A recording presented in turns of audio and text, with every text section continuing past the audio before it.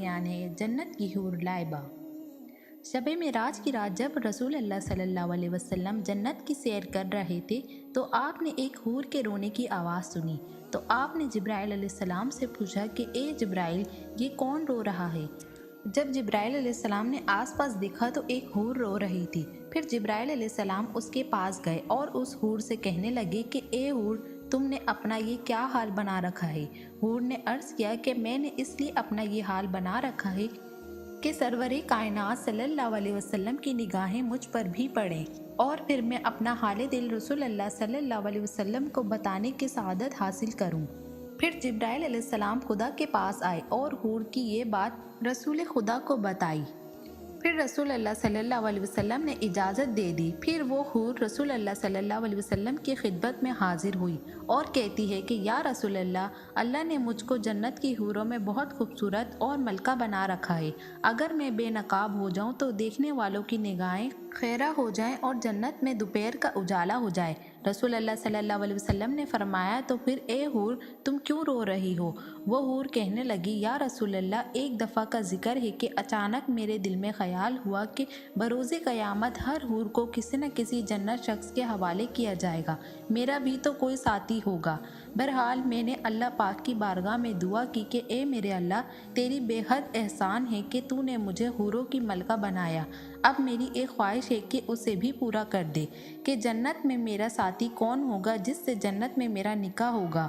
پھر اللہ نے میری دعا قبول کی اور میری التجا قبول ہوئی اور حکم ہوا کہ اے حور، جو آئینہ رکھا ہے اسے ایک نظر دیکھ لو، تیری ساتھی کی جھلک تجھے نظر آ جائے گی۔ پھر وہ حور کہنے لگی یا رسول اللہ، جب میں آئینے کی طرف بڑھی تو یوں ہی نگاہیں اٹھی اور دل پر بجلی گری۔ اس دن سے آج تک بے چین ہوں اور غم کی وجہ سے رو رہی ہوں۔ رسول اللہ صلی اللہ علیہ وسلم نے فرمایا کہ اے حور، کیوں؟ تو وہ کہنے لگی میں نے آئینے میں دیکھا کہ ایک سیافان کے ساتھ میرا جوڑا بنایا گیا ہے، لیکن میرا اس کے ساتھ جوڑا کیوں بنایا اور میں کس طرح اس کے ساتھ زندگی گزاروں گی، جس کا تصور بھی میرے دل کو وحشت ناک کر رہا ہے۔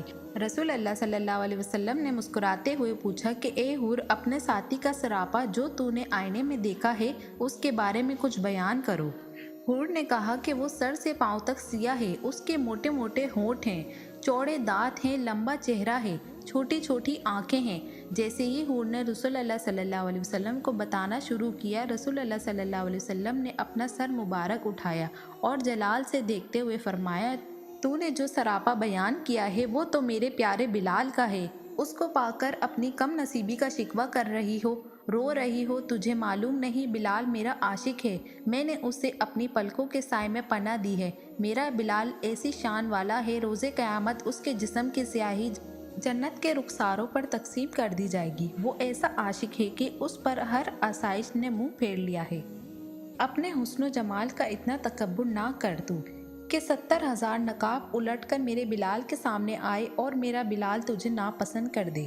پھر رسول خدا کا یہ فرمان سن کر عرض کرنے لگی یا رسول اللہ، میری معذرت قبول فرمائیں، مجھے وہی بلال پسند ہے۔ میری خوش نصیبی تھی کہ سرور کائنات رسول اللہ صلی اللہ علیہ وسلم کا عاشق میرے حصے میں آیا۔